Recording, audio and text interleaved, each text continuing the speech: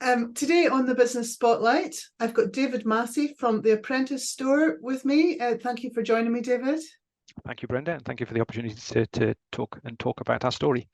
Yes, so let's just start with that. Who's David and what does the Apprentice Store do? So David is the founding and managing director of the Apprentice Store. We are a business that's been going for just over 7 years. We provide managed IT support services to small businesses, and for various people, small businesses mean different things. To us, a large business is somebody who's got 50 IT users, and we go all the way down to one. So we really are in the S and down into the micro. So all of our services are offered as a managed service, so it's a fixed fee to be able to get access to our services. And those services offer remote managed IT support, managed WordPress hosting, and we also do WordPress development. And we provide a managed service wrapper around the Cyber Essentials scheme. And whilst not all of our clients don't choose to accredit, we manage all of our services to the Cyber Essentials standard. So they are the IT services that we offer to our clients. Fantastic. So what makes there are lots of IT service companies out there. What makes you guys different? We're a social enterprise, and that's the bit that is just like what. So we exist for a social purpose, and that social purpose, and the reason I created the organization is to create sustainable employment for young people who have got barriers of entering the workforce, and that could be academic, social, medical, family background. So there's lots of things that are in there. To that end, over the 7 years, we've added 25 people to the IT industry, and there are only 2 of those 25 people would naturally have had an opportunity of working in the IT sector. So it's that's how many people we've employed over the 7 years. Not all with us today because they've moved on, but that's the reason why the organization was created. So that's the differentiator. Oh, fantastic! And that therefore explains the business name, which is not a standard something that you would expect. So is there a potential to then increase that to other industries? Effectively what we're offering is a shared apprenticeship scheme. If you look at micro businesses, particularly at the IT sector, is they typically would not engage with apprenticeships because the distraction of effort on the businesses, because they're predominantly sole trading businesses that operate within this space. That they would not invest in young people and apprenticeships. So the reason why I call it Apprentice Store is because of a lot of the people who start with us follow an apprenticeship. And we engage at foundation, modern, and graduate level. So apprenticeships are an important part of that process, and we allow our clients to be able to help in the development of an apprentice, and our clients neither have the full-time or long-term need for an IT apprentice. And we have done some work with IT departments in larger businesses and also with IT businesses who've got they don't have the time to be able to develop, or they don't have the skill to be able to develop somebody. In the case of a large business that needed an IT apprentice, but they couldn't develop them because they don't have any skills in-house. So therefore they engage us through our services and support an apprentice that way. Fantastic. So, I'm just trying to think where my an unexpected direction. Now, developing of people. I mean, that's a big challenge to lots of businesses. How are you? I mean, even more challenging for you, but then Not really. I think when people see Apprentice Store, the natural expectation is we're a training provider, but we are an IT company. They are the services that we offer.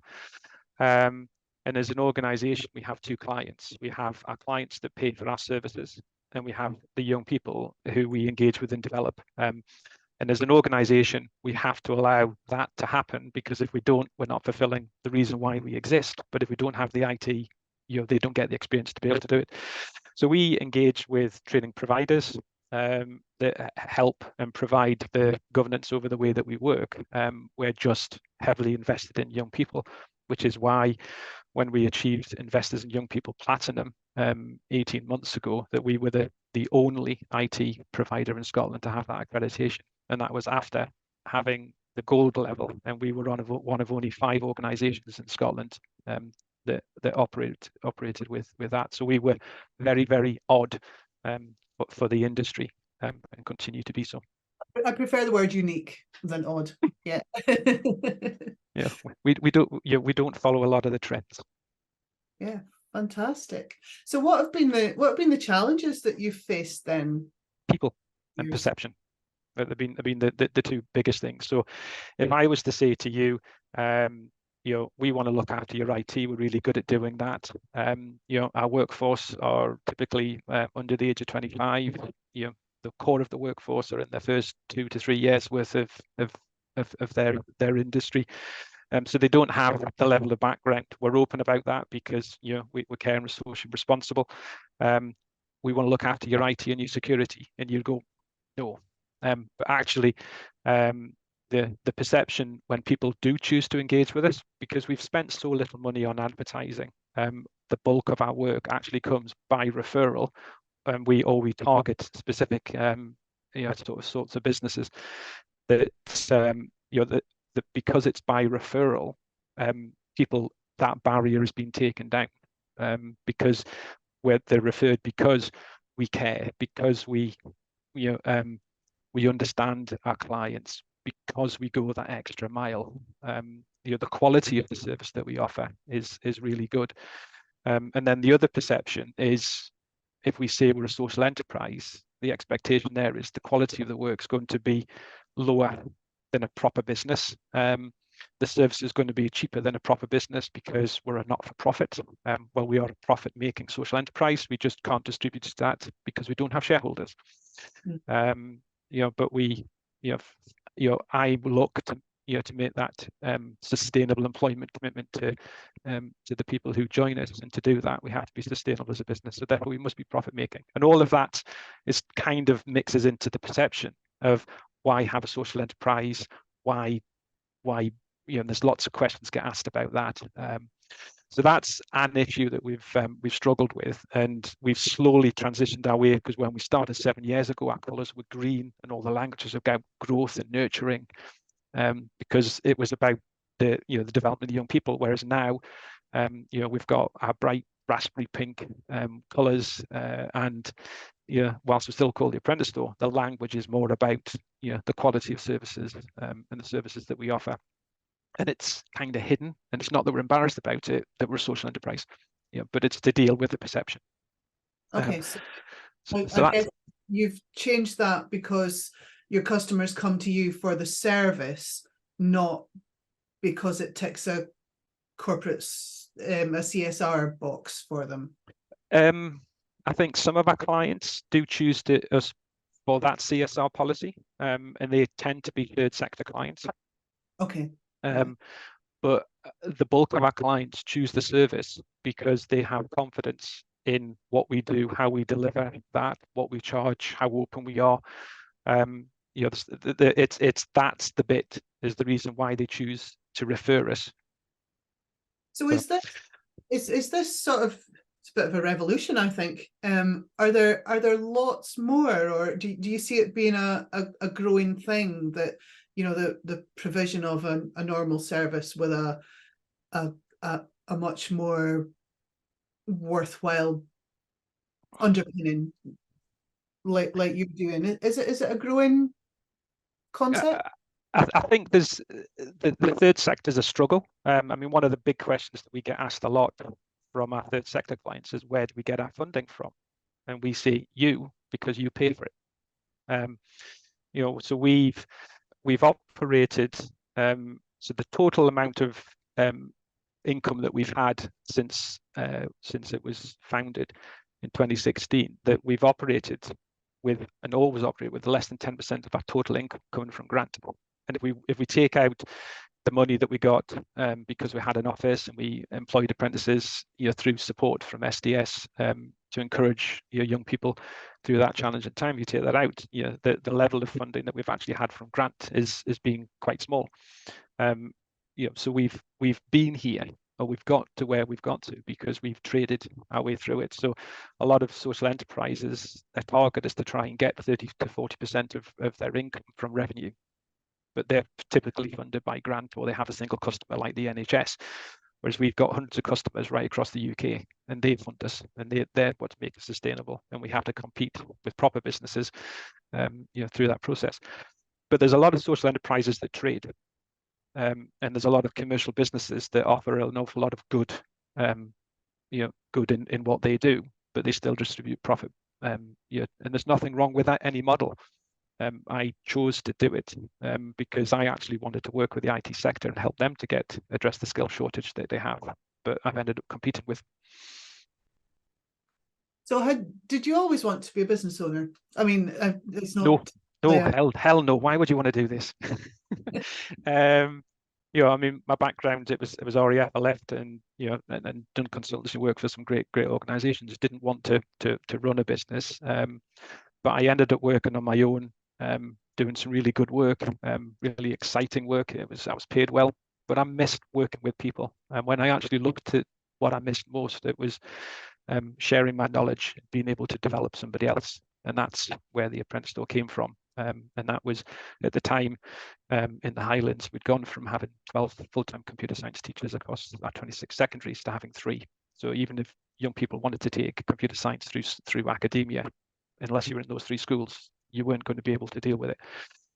But what I wanted to be able to do was to create an organisation that was big enough for them to want to come and work for us, and for us to be operating right across the Highlands and create not only sustained employment for young people, but actually allow them to stay and work in their communities. They don't have to go to the big city where they would normally get access to employment. Fantastic. So one of the questions that I ask lots of the interviewees is, what's the best advice you would give an 18-year-old you? But that's probably the kind of advice that you're dishing out to your team on a regular basis, maybe. So yeah, what would you? Okay. I think the 18-year-old version of me is listen more and be more patient. The listening more is that you're there to solve a problem for somebody else, or somebody is being very kind and giving you their time and insight to empower you to be able to do to do better. So by listening more, and I still keep on saying this to myself now, is listen. It's the old thing, is 2 of these and 1 of these. Use them in that ratio. But also you've got 2 eyes, so have a look at what's going around, because there's a lot is unspoken. So by listening, and as a techie, naturally, when there's a conversation being had with a client, is they've got a problem, and you can focus on then trying to solve the problem as they're still trying to tell you what the problem is.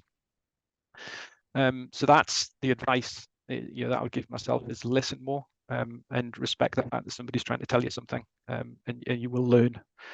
The other thing that so going back to the 18-year-olds, the young people that we deal with now, is get them to slow down. Don't try and rush. And I think for me, it was all around the fact that I wanted to solve that problem and I was eager to solve that problem. But I think the generation for today, they're more socially aware, but they want to go at such a pace, and they, their expectations, outreach their abilities. Just on that topic, I've been reading a book called Stolen Focus, and it's kind of covering a lot of that, why people today and young people today, the things that are causing the fast pace of our society. So yeah, interesting that you're talking about that when I've been learning about it. So who's been your biggest supporter, or where's the best advice and support come from over the years that you've had the Apprentice Store? It'd be really hard to pick on one. I mean, there's been some amazing programs being a social enterprise that you get access to. I was on a great program that was run by the EY Foundation, and that started immediately before the pandemic, and that went virtual, and that got engaged with, through that was able to get engaged with not just the social enterprises that are on the programme based in Scotland, to be involved in right across the UK. Social Investment Scotland, amazing support from there. So Hands and Hands Enterprise, so there's a long list of people that have provided support, but the people who have had the biggest impact are actually our customers and the team. Because if it wasn't, so yes, I'm the idiot that set up the organisation because I care about the industry and that's given me a career. But the team care about the organisation that's created the opportunity for them. And our clients have been patient, to allow the team to be able to do the development, to achieve what they've been able to achieve. So it would be unfair to pick any one person or one organisation, because we wouldn't be where we are today if it wasn't for all of that. But that's I've got a board that supports and provides governance. My wife's patience. There's lots of things, but I think to me it's the team and the customers that have been the greatest support that have allowed us to get to where we are today. So what does the future hold? We're looking to be able to produce higher levels of revenue. So part of the next 12 months is to really do some marketing, which we've not done a lot of. To be able to to produce some more. We've got some interesting opportunities globally, because we're odd globally as an organisation for the IT sector. We're working with an organisation in America and Australia. Around some stuff there. So there's some amazing opportunities, but I think for me it's we just want to keep on creating employment for young people here in the Highlands and provide support. If we can do that across Scotland, across the UK, great. But it's rural communities and young people are struggling with the entry to the workforce, and inspire young people to look at the IT sector right through academia. Fantastic. I could talk to you all day. I say that to lots of my interviewees, but it's fascinating what you're doing, and I wish you every success. You're making such a big impact on people's lives. So thank you. Thank you very much for being on the Business Spotlight today, David. Okay, thanks a lot. Thanks, Brenda.